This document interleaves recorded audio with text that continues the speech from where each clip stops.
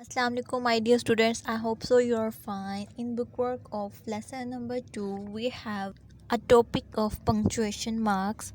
कल जो आपको वीडियो सेंड की गई थी उसे आपको ओवरव्यू मिल गया होगा. आज हम मज़ीद इस पर बात करेंगे. Punctuation marks are used in writing to separate sentences and their elements to clarify meaning. Learn the names of punctuation marks in the following boxes. Apostrophe, comma, exclamation mark, question mark, semicolon, brackets, full stop, hyphen, speech mark.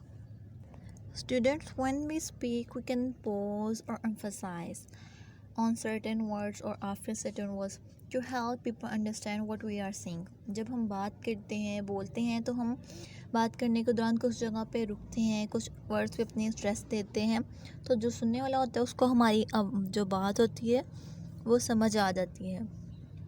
लेकिन लिखते वक्त writing में हम कैसे अपनी बात पढ़ने वाले को समझा सकते हैं, रीडर को.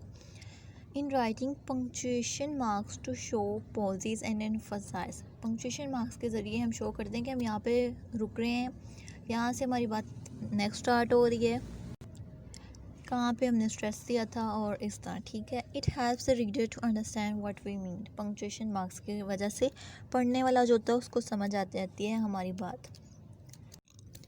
अगर हमारे पास राइटिंग में पंक्चुएशन मार्क्स ना हो तो देखिए कैसे पता चलेगा हमें. Do you like to cook? My brother and I cook in the every Sunday night. Last week we cook dal chawal okra and also made salad. हमारे पास यहाँ पे पंक्चुएशन मार्क्स नहीं है तो हमें सेंटेंस की समझ ही नहीं आ रही. Do you like to cook? My brother and I cook in the every Sunday night last week. ठीक है.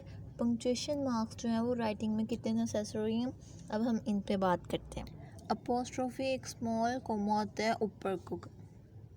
अपोस्ट्रोफी दो तरह से यूज़ होता है. एक है ओमिशन ऑफ वन और मोर लेटर, यानी हम किसी एक लेटर को या एक से ज़्यादा लेटर्स को जो है वो ख़त्म कर देते हैं और अपोस्ट्रोफी लगा देते हैं. फॉर एग्ज़ाम्पल हमारे पास वर्ड है इज़ नॉट, हम ओ को ओमिट कर देंगे यानी ख़त्म कर देंगे और अपोस्ट्रोफी लगा देंगे तो ये बन जाएगा isn't. Look at some another examples. I am को हम कैसे करेंगे, ए को हम ओमिट कर देंगे I am. Do not, don't, they are, there. एक लेटर को सिर्फ हमने ख़त्म कर देना है और अपोस्ट्रोफी लगा देना है. इसका यूज़ ऐसे होता है. और एक दूसरी तरह से इसका यूज़ ऐसे होता है कि हम पोसेसिव केस ऑफ नाउन्स बना देते हैं. ठीक है. पोसेसिव केस ऑफ नाउन जैसे हमने पढ़ा था, किसी चीज़ की, किसी शख्स की उस बात में मलकियत शो करना कि ये चीज़ जो है वो किसी पर्सन से बिलोंग करती है. फॉर एग्ज़ाम्पल साराज बैग, सारा का बैग. द चिल्ड्रंस रूम, बच्चों का कमरा. ठीक है. इस तरह से यूज़ होता है या फिर इस तरह से. Next punctuation mark is question mark. It is used to indicate an interrogative clause or sentence. ये हमेशा सेंटेंस के लास्ट पे यूज़ होता है टू आस्क ए क्वेश्चन. ठीक है. क्वेश्चन स्टेटमेंट बनाने के लिए. इसका तो आपको पता है अच्छे से. For example what are you doing, आप क्या कर रहे हैं. हाउज़ योर संडे, आपका संडे कैसा गुजरा. Will you play with me, क्या आप मेरे साथ खेलेंगे. ठीक है. लास्ट पे क्वेश्चन मार्क. अब जो हम मतलब समझते जाएंगे जैसे अपोस्ट्रोफी, उसको हम यूज़ करते जाएंगे. House. Next is full stop और we can say period. Most easy place at the end of declarative sentences. जो हमारे सिंपल सेंटेंसेस होते हैं उनके लास्ट पे हम मोस्टली पीरियड यूज़ करते हैं. अगर तो हमारा सेंटेंस कंप्लीट हो जाए तो हम फुल स्टॉप लगा देते हैं. I like to eat chocolate. The baby's name is Maha. Full stop. Next we look at comma. इस सेंटेंस को देखें. My favorite fruits are apple, banana, strawberry, mango and melon. Here are some more than 2 items. ठीक है. यहाँ पे हमारे पास 2 से बल्कि 3 से ज़्यादा चीज़ें हैं. So we use comma to separate things. जब हमारे पास कुछ चीज़ें हों 2-3 से ज़्यादा तो हम कोमा यूज़ करते हैं इन चीज़ों को सेपरेट करने के लिए. एप्पल के बाद कोमा, बनाना के बाद कोमा, स्ट्रॉबेरी के बाद coma.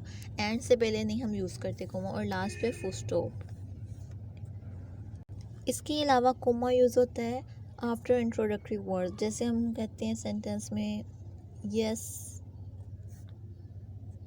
Hello, no and well.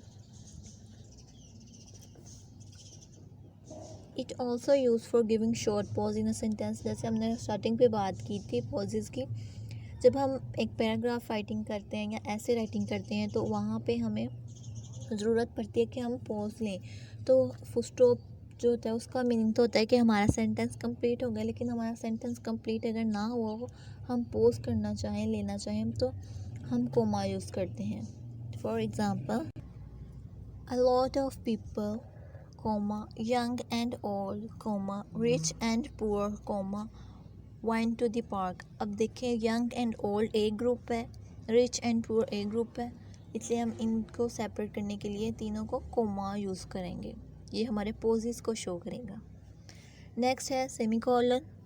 इसमें हमारे पास एक फुल स्टॉप होता है और नीचे कोमा होता है। It is most commonly use to link in a sentence two clauses that are closely related. एक हमारे पास सेंटेंस है, उसके अंदर क्लोजेज होते हैं, ठीक है।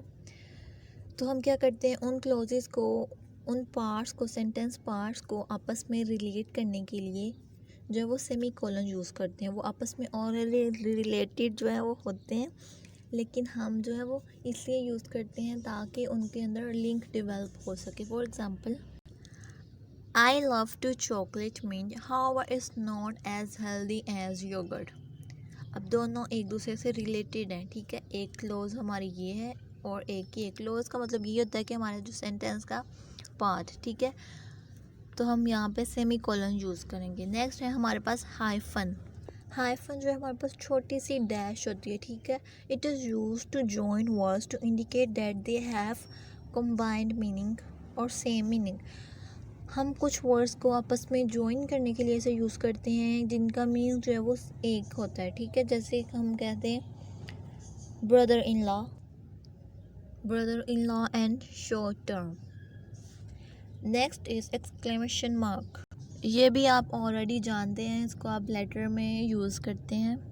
एक्सक्लेमेशन मार्क जो होता है ये हमारे एंड ऑफ अ वर्ड और एंड ऑफ अ सेंटेंस पे यूज़ होता है to show strong feelings such as surprise, anger, Joy.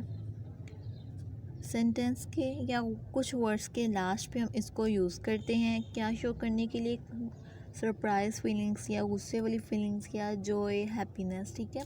जैसे देखें, wow what a cute baby, आवाज दैट कैट इज़ डेड। सोरो फीलिंग्स भी शो करने के लिए हम इसको यूज़ करते हैं। नेक्स्ट आते हैं हमारे पास ब्रैकेट। इसे हम पैरेंथेसिस भी बोलते हैं। ये हम क्यों यूज़ करते हैं सेंटेंस में, to indicate information that is not essential to the main point.